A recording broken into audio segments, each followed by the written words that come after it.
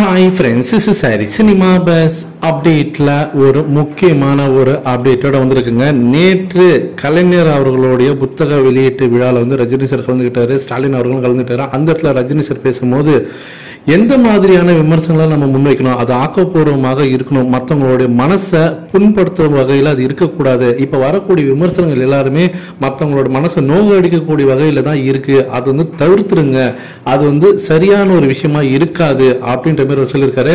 அதே போல நிறைய விஷயங்கள் அரசியல் பேசும்போது கவனமா பேசணும் அப்படின்ற மாதிரிலாம் ஸ்டேஜ்லேயே பார்த்தீங்கன்னாக்கா முதல்வர் அவர்களுக்கு வந்து அவர் வந்து சின்னதாக ஒரு அட்வைஸும் கொடுத்திருந்தாரு. அந்த ஸ்டேஜில் பார்த்தீங்கன்னாக்கா மீண்டும் முதல்வர் அவர்கள் பேசும்போது அதுக்கு வந்து ஒரு ரிப்ளை கொடுக்குற விதமாக அவரும் பேசியிருந்தாரு. என்னை விட வயதுல மூத்தவராக இருக்கக்கூடிய ரஜினி அவர்கள், என்னோட ஒரு வயசு அவர் மூத்தவர் தான், அவருடைய அறிவுரையை நான் வந்து முழுமையாக ஏற்றுக்கொள்கிறேன் அப்படின்ற மாதிரி அந்த இடத்துல சொல்லிருக்காரு.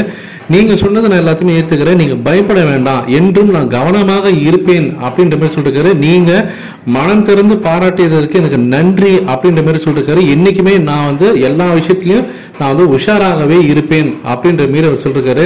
ஸோ ரஜினி சார் பேசினதுக்கு அவரும் பார்த்தீங்கன்னா அதை ரிசீவ் பண்ணிட்டாரு அவரோட அட்வைஸை. அதே ஸ்டேஜில் முதல்வர் அவர்களே பார்த்தீங்கன்னா அதை அக்னாலேஜ் பண்ணி அதை வந்து நான் அக்செப்ட் பண்ணிக்கிறேன்னு சொல்லிட்டு நான் என்னைக்குமே வந்து கவனமாக இருக்கிறேன் அப்படின்ற மாதிரி சொல்லிருக்காரு. இது பார்த்தீங்கன்னா அரசியல் வட்டாரத்தில் வெறும் ஒரு பெரும் பேசும் பொருளாக இன்னைக்கு மாறி இருக்கு. Full and full main stream மீடியாக்கள்ல இதை பற்றி தான் பேசினாங்க. ஏகப்பட்ட விஷயங்கள் ஓடி இருக்கிற நிலையில ரஜினி சார் பார்த்தீங்கன்னாக்கா பக்காவா வந்து ஒரு அரசியல் பேச்சு, அதே சமயம் பார்த்தீங்கன்னாக்கா ஒரு மேடை ஸ்பீச், ஒரு அரசியல் இருக்கக்கூடிய இடத்துல, அதாவது ஒரு பாலிடிக்ஸ் ஸ்பீச் இப்படிதான் இருக்கணும்.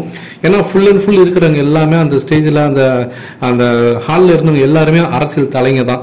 ஸோ அதுவும் பார்த்தீங்கன்னா ஆளும் தரப்பு இருக்கக்கூடிய ஒரு இடத்துல அந்த க்ரௌடில் போய் நின்றுட்டு இவ்வளோ தைரியமாக முதல்வர் அவர்களுக்கு பார்த்தீங்கன்னாக்கா அட்வைஸ்ன்னு சொல்ல முடியாது, ஒரு சஜஷன் கூட சொல்லலாம். அப்படி ஒரு விஷயத்த அவர் சொல்லும் போது முதல்வர் உடனே அதை அக்னாலேஜ் பண்ணி அந்த இடத்துல நான் அவங்களோட அறிவுரையை நான் ஏத்துக்கிறேன் அப்படின்ற மாதிரி சொல்றதெல்லாம் பார்த்தீங்கன்னாக்கா இதெல்லாம் ரஜினி சாருக்கு மட்டும்தான் சாத்தியம்.